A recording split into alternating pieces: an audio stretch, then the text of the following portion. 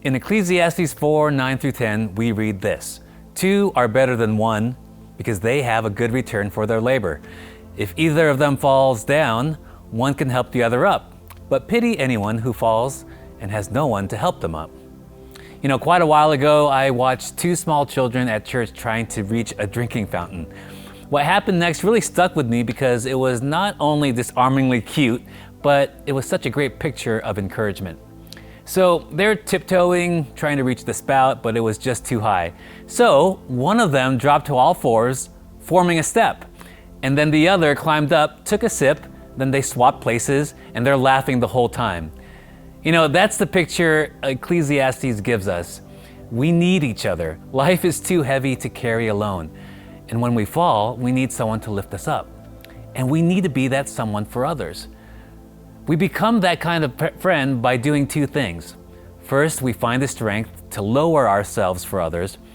And then on the flip side of that is humbling ourselves to let others lift us up. So how do we do this? Well, we can start by remembering what Jesus did for us. In Philippians, it says, "Though he was God, he did not think of equality with God as something to cling to. Instead, he gave up his divine privileges. He took the humble position of a slave and was born as a human being." Jesus knew his Father's plan. He couldn't just encourage us from the heavens.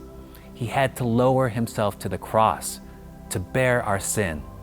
And ultimately, Jesus gave up his life because he knew it was the only way to restore our relationship with God.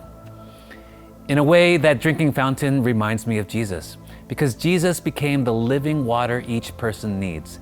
Jesus invites people to believe in him and drink so that the rivers of living water flow within them.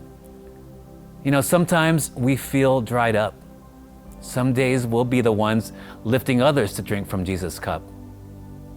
And there will be days when we need to be lifted. Friends, he's relying on us to do that for each other. So let's do this together for each other so that our souls may be refreshed by his living waters.